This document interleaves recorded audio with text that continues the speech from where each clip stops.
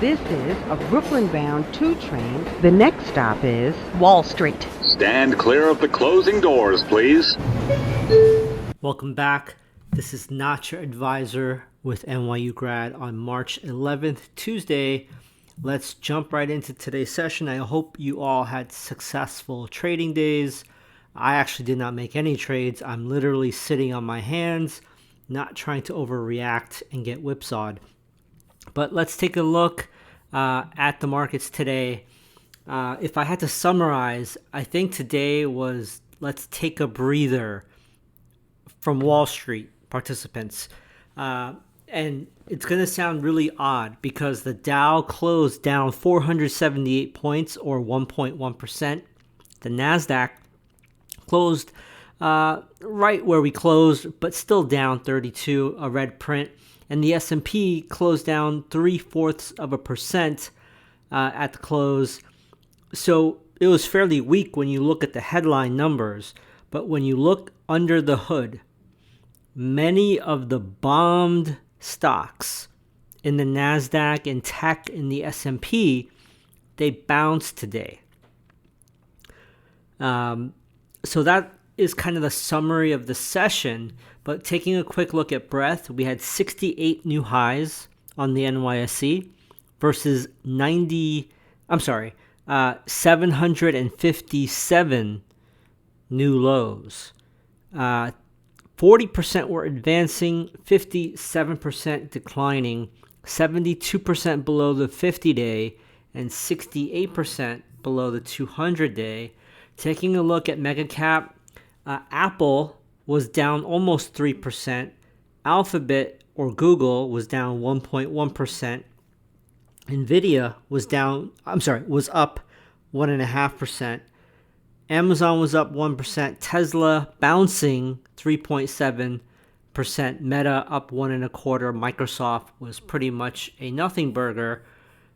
Taking a quick look at sectors, basic materials and consumer cyclical led to the upside, barely. Basic materials was up 0.4, consumer cyclical was up 0.06. Every other sector was red.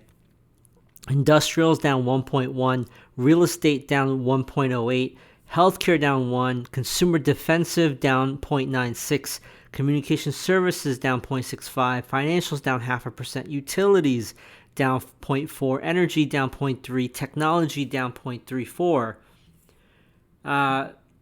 Let's keep peeling this onion. I did want to share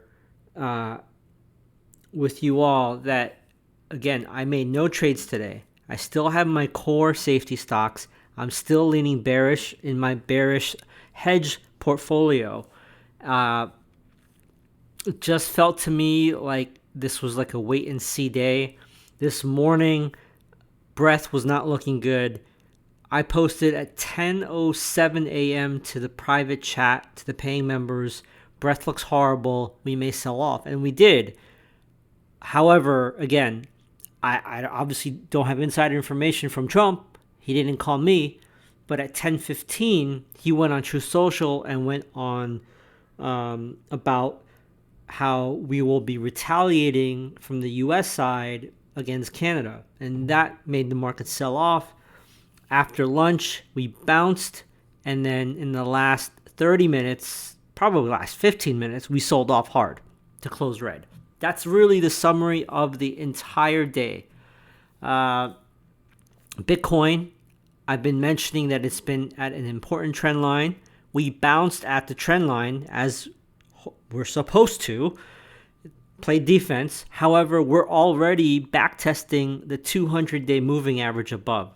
So it remains to be seen if we're going to go past. We can't forget that this is just a small taste of the in-depth analysis that Not Your Advisor provides. They don't just throw numbers at you. They connect the dots, find those hidden trends, and help you understand what's driving the markets. If you want the full picture, you got to check out the full Not Your Advisor episode. Don't forget to subscribe to notyouradvisor.com. And all their premium content. I mean, it's like having a direct line to what's really going on in the market. It is. It really is. They cut through all the BS and give you the kind of info that you just won't find anywhere else. Think about this. Investing is all about making decisions that work for you and your goals. You're the one in control. Not your advisor can give you the map, but you choose where you want to go. And with that empowering thought, we'll sign off. Happy investing. Stand clear of the closing doors, please.